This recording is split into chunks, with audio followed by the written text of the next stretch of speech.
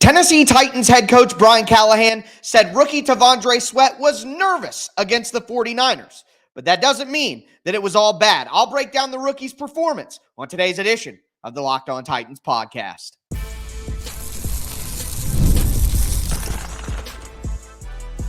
You are Locked On Titans, your daily Tennessee Titans podcast, part of the Locked On Podcast Network, your team every day.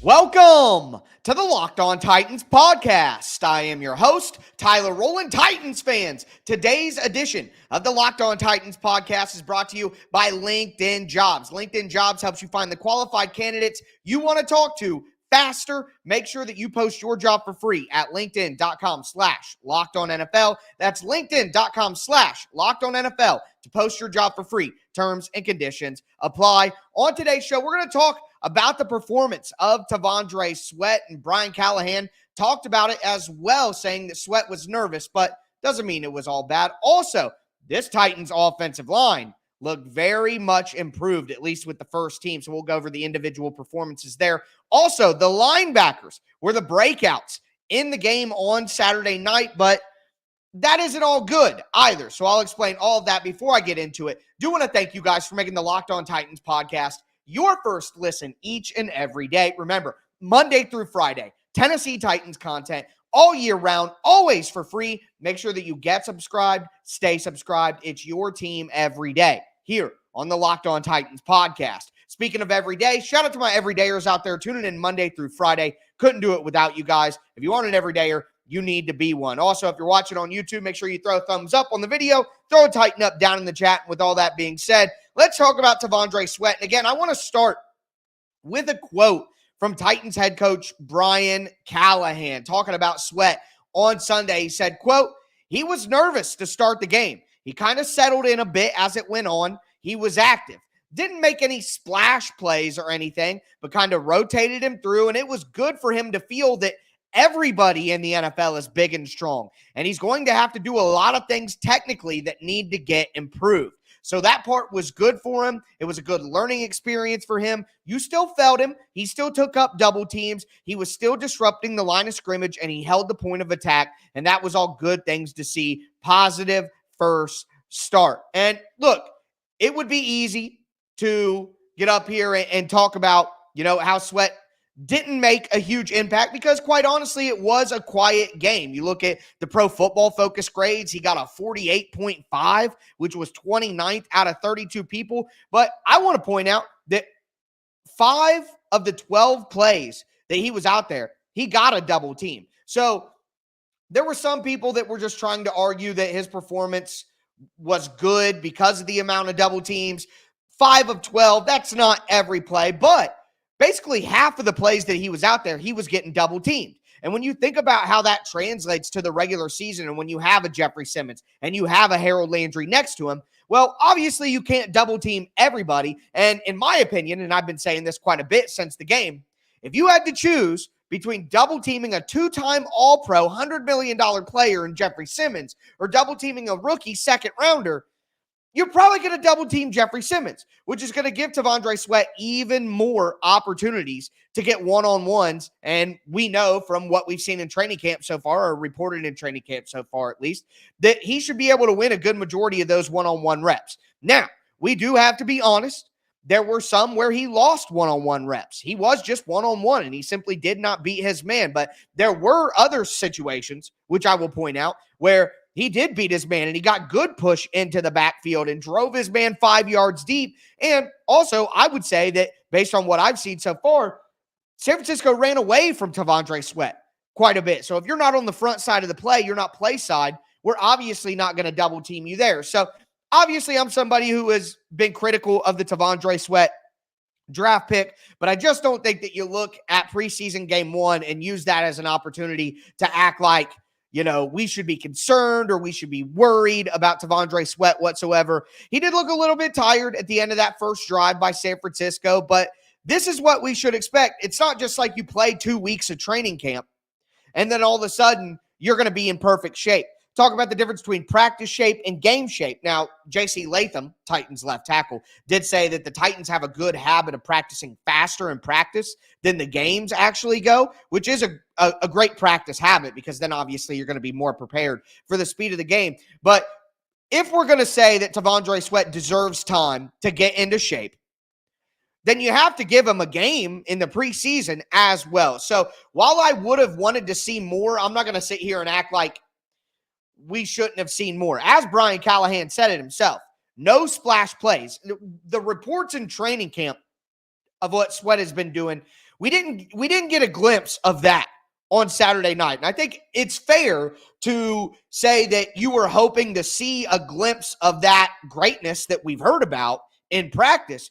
You were hoping to at least see a flash of that. Like, I just wanted a little bit to see it, like the rep from J.C. Latham on the Will Levis big hit at the goal line. Like, Latham dominated on that rep the same way that you expected him to do after watching his tape in college. I wanted to see something out there, and there's not really anything to like latch onto in terms of, hey, that was a big play. Like, that was a good play even. So I get that, it's okay to be slightly disappointed and want to see more.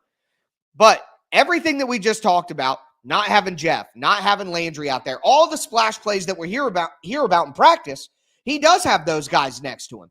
So to me, again, I think it's completely fair if you're a Tennessee Titans fan and you say, hey, I would have liked to see something, but also I'm not insanely disappointed at the same time. Like, I know that nowadays culture, especially in sports coverage, you're not allowed to have nuance and you're not allowed to kind of be in the middle of things. You either got to have, this hot take here or defend people in a crazy way here. But I think the only logical reaction to Sweat's performance last night is, hey, I would have liked to have seen something, but it doesn't mean that everything that we've heard so far was wrong. And I think that I've seen enough people go both ways of pretending like it was a good performance from Sweat, and then also people who are maybe trying to take it too far the other way as well. So it's one preseason game for the rookie without most of the important people to him, the defensive line out there. So, and also the final point that I want to make here is that T'Vondre Sweat is still a rookie. I understand we've all gotten really high off the training camp reports. And I'm not telling you that you shouldn't be very excited. I have admitted my excitement. I am excited about watching T'Vondre Sweat after what we've heard he's been doing in Titans training camp. How could you not be? So I get if you were excited and then didn't really, get to feel that excitement last night. But you got to keep some things in mind. Even though everyone is hyping T'Vondre Sweat up, he is still a rookie. Simmons and Landry aren't out there, and it was his first preseason game ever. So just saying, it's okay to be in the middle. That's all I'll say there. But we got to talk about this Tennessee Titans offensive line because according to Brian Callahan, they performed well from top to bottom.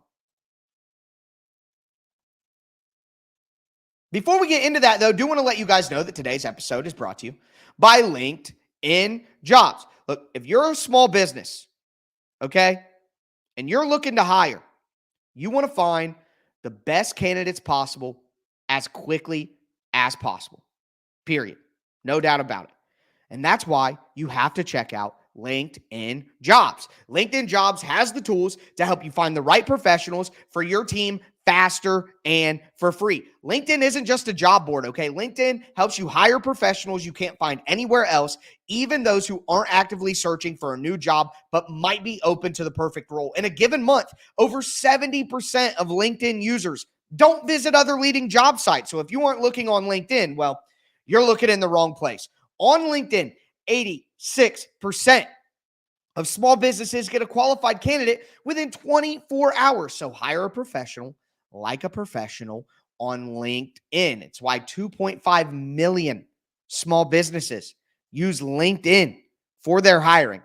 Post your job for free at linkedin.com/LockedOnNFL. That's linkedin.com/LockedOnNFL to post your job for free. Terms and conditions do apply.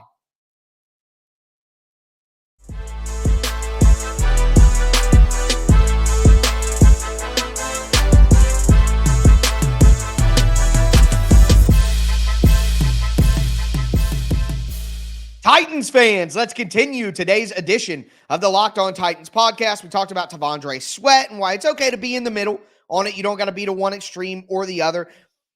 Now I want to talk about this offensive line. Before I do, though, do want to let you guys know, tomorrow, we're going to be looking at the big questions for the Titans going into next week. We're going to look at some of the more film-related topics that I want to get into as well as I break down the film over the next 24 hours or so. Going to bring all of that knowledge to you guys. And then on Tuesday night show, Wednesday morning for my podcast crowd, my commuters out there in the AM, we are going to be previewing joint practices with the Seattle Seahawks and what I'm looking for there and what the questions are there for the Titans. And then, obviously, we'll be recapping those joint practices on the last two episodes of the week. So, again, make sure that you get subscribed, stay subscribed. It's your team every day. All right. So, talking about this offensive line, Brian Callahan said himself that this offensive line performed well from top to bottom, and especially at the top with the first string and a little bit of the second string offensive line as well. So, I really just want to talk about some of these performances. We'll start with J.C. Latham. So J.C. Latham said after the game that he would give himself a C. All right, that would be his grade for himself. And I got to be honest with you, I think I would fully agree with him.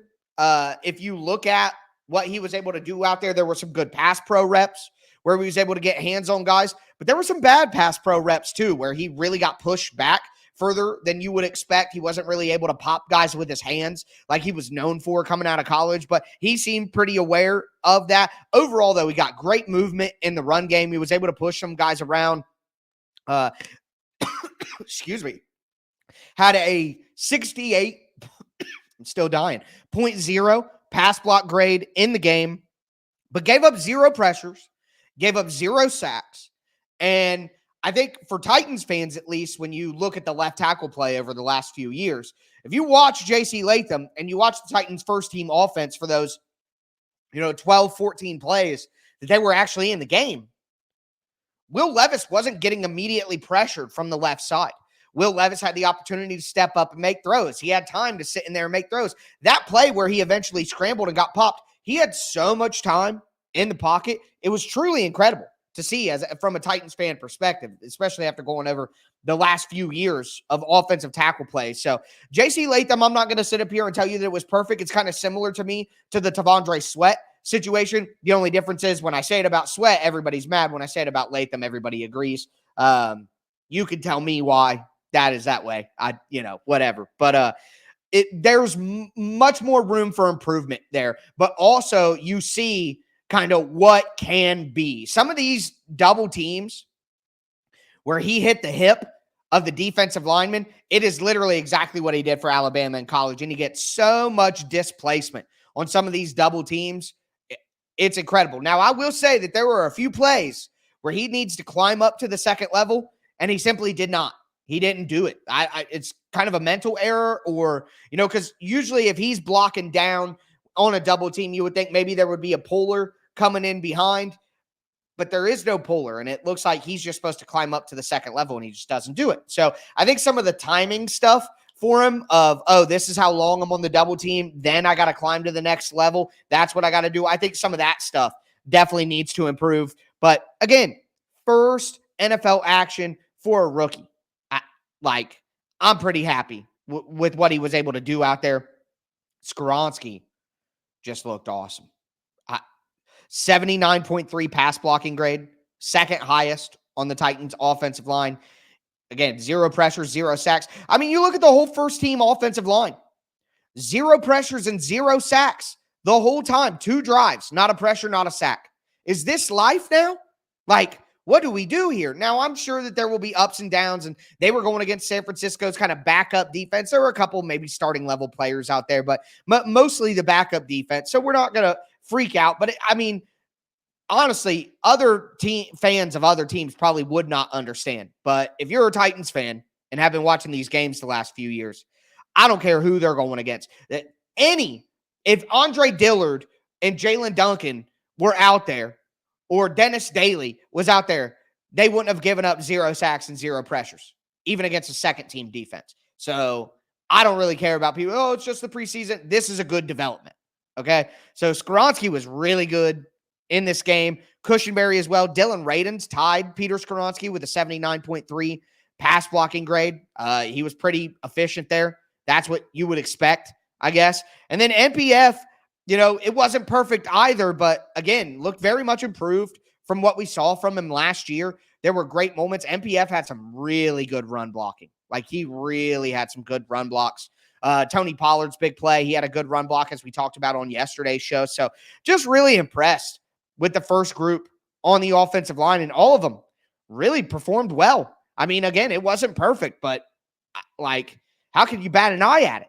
And even you go to the second string offensive line, I thought Garon Christian did a pretty good job at left tackle, but really on the interior, Daniel Brunskill and Andrew Rupsich played very well as backup guys on the interior. And I'm to the point where I think both of those guys have a good chance to make this roster now that Sadiq Charles is gone. I just think the Titans' offensive line depth is too important this year. I would keep 9 offensive linemen. And Brian Callahan even pointed out Andrew Rupsich afterwards, said him and Daniel Brunskill played very well, especially Andrew Rupsich. Andrew Rupsich had an 82.2 pass blocking grade, which was the best on the team, and he had 17 pass blocking reps, which was a lot. I mean, the first string offensive line only had 5, and Rupsich had 17 with 0 pressures and 0 sacks and the highest pass blocking grade. So, small sample size still, but bigger sample size than we saw from the first string.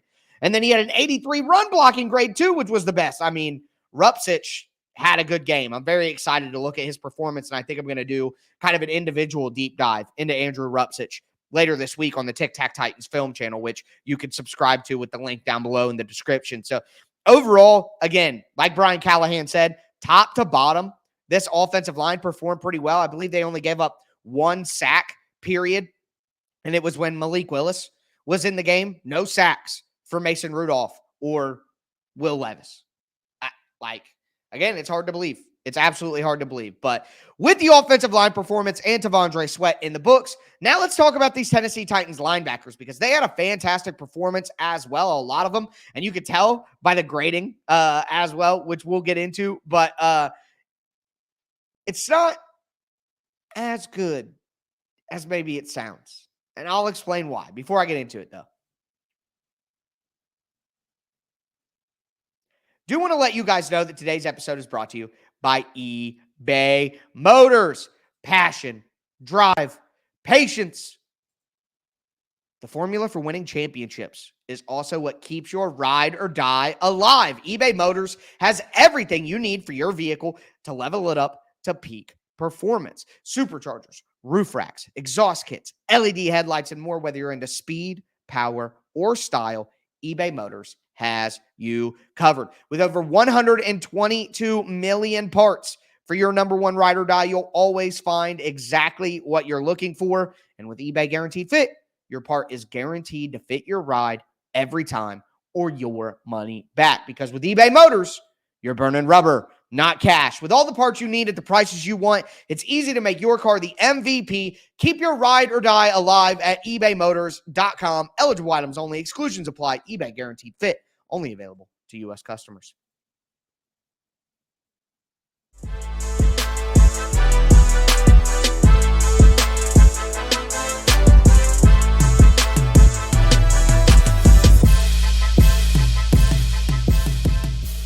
Titans fans, let's cap off today's edition of the Locked On Titans podcast. We talked about T'Vondre Sweat, talked about the offensive line. Now I want to talk about the Tennessee Titans linebackers. As a reminder, on tomorrow's show, I'm going to be looking at some of the more holistic stuff from the Tennessee Titans offense and defense. Wanted to kind of hold off on those conversations until I got to watch the tape so I can actually, chart the plays and understand exactly what they were trying to do out there. Feel like that's important information. And then on the next episode of this week, we're going to preview joint practices with the Seattle Seahawks.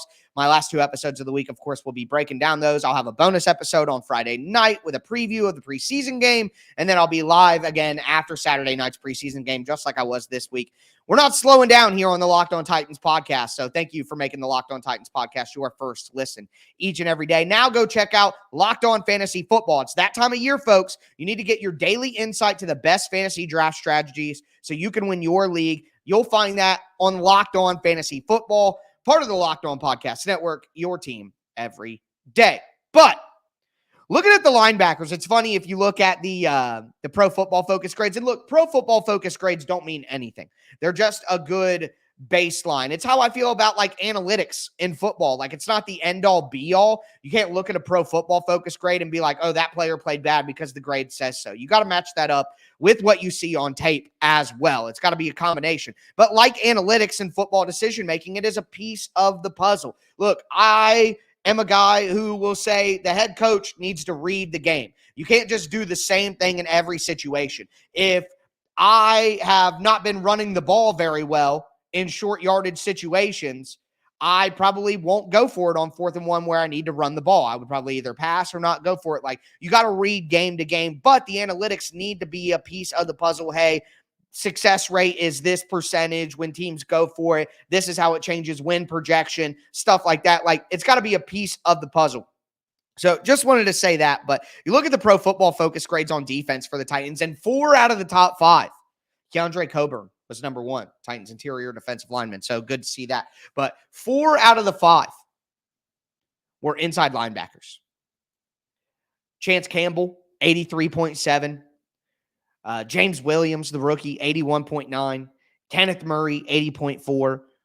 Otis Reese, 80.2. And remember, a 60 grade is an average grade. So really good performances from all of those inside linebackers. And Brian Callahan even said about James Williams, I don't think he knows how good he can be yet because he's transitioning from a safety. So I'm very excited about this inside linebacker group. And again, we're going to talk about the defense more holistically tomorrow when I have the opportunity to break down the tape. And it's crazy. Right before I went to record this episode, got the tape. So very excited to spend my Sunday night and all Monday breaking down this tape and getting videos ready for you guys for the Tic Tac Titans film channel. But in this Denard Wilson defense, where they're going to bring pressure from the linebacker spot consistently, it's just going to be very, very important that the linebackers play well. And to see the starting linebacker, the second string linebacker, 2 young linebackers we're excited about in Otis Reese and James Williams play the way that they did and be able to execute the idea of that. Do you know how important that is? That, hey, our scheme is going to be dependent on bringing pressure from different places like the safeties and the linebackers. Well, that sounds great. But if you don't have linebackers that can actually execute that because they don't have skill sets that match up with that, well, it's going to be pretty difficult to get the best version of your defense. And the Titans linebackers all look like they have the skill sets necessary to do it. Chance Campbell was an incredible athlete coming out of college. Like, he had great athletic testing scores. People are mad about Jack Gibbons all the time because he's not a great athlete. I always remember talking about these guys like their very rookie season. Like, Gibbons and Chance Campbell will be looked at. You'll just look at them and you'll be like, oh, they're probably similar. But they're very different. Gibbons is more of an instinctual player. He's a guy with great length and stuff like that. Like, where you look at Chance Campbell, he is a very good athlete. Like, he did have good testing scores. So it makes sense that in this style of defense, Campbell would look better than Jack Gibbons. You know, it's crazy to think that Gibbons is clearly, people would think Gibbons is clearly ahead of Campbell. But Campbell was the 6th round draft pick that year, and Gibbons was an undrafted free agent. So, think about that. I would not be surprised if Chance Campbell was able to take over for Jack Gibbons at some point in the season. You know what I mean? I don't think that's incomprehensible to see happen. Now, Otis Reese and James Williams, cannot wait to watch the tape on those guys because they were absolutely flying around. And like I said, Brian Callahan even pointed out James Williams, thought he played well, and said he doesn't even know how good he can be yet. Like, I think that they're so high on what James Williams can do. I mean, Rancard Thon, again, made a name for himself. I'm going to make a name for myself here, if you guys catch that reference. But made a name for himself in the scouting or in, the front office by finding late round linebackers. Like, that's something that he did very well and his team did very well. So very excited about that. Now, let me just for a second, I don't want to rain on the parade. Good for the linebackers, but Titans need more out of the pass rush in general. Like, all of the pressure the Titans got last night was from the linebackers, the majority of it. We didn't see any real pressure. I think Rashad Weaver one time got close to a quarterback and knocked down a pass, right? Like he had a pass defended, but for the most part, not a lot of pressure off the edge. Brian Callahan admitted Jalen Harrell, they need to see more from him in the pass rush. Rashad Weaver, you would think that he would be dominating out there going against, second and third string offensive linemen. Simply didn't. Not a bad day, but simply didn't. So I think that this happens every training camp. Getting reports about how good Jalen Harrell looks makes people, and Shane Ray makes people kind of forget this is still a need. And as I talked about, with Arden Key probably still getting suspended at some point, I wouldn't have liked this before the Arden Key suspension, but with it coming, maybe Yannick Ngakoue. Maybe you give him a call. I believe Carl Lawson's still available over the weekend. I didn't see him sign anywhere. If he did over the weekend, maybe he did. I didn't see it. I saw him work out somewhere. It was Dallas, and I believe there's another workout. But, I'm still in favor of maybe bringing in a free agent edge. Like, I'm just not ruling that out because Brian Callahan said it, and I agree. Quote, "We would like to see more from the pass rush next time we go out there." And I agree. So, Seattle's offensive line, it's good. Their tackles kind of regressed last year. They added some stuff up the middle, so we will see. But I don't think it's such a great offensive line that the Titans shouldn't expect to have some success. There should be some improvement. But with that being said, I'm going to go break down some tape, get ready to be back with you guys tomorrow to have a tape-based conversation. If you've been watching this show starting in the offseason, this offseason, and you didn't watch the show last year during the season or anything, you don't know about our Tic Tac Tuesdays and our tape discussions and stuff, well, it's going to be a good day on tomorrow's show, and then preview and joint practices the next day. I mean, the music keeps going, baby. I'm ready to rock. Make sure that you get subscribed, stay subscribed, thumbs up on the video, tighten up in the chat. That's going to do it for me today, folks. As always, I am your host, Tyler Rowland, and this was Locked On Titans.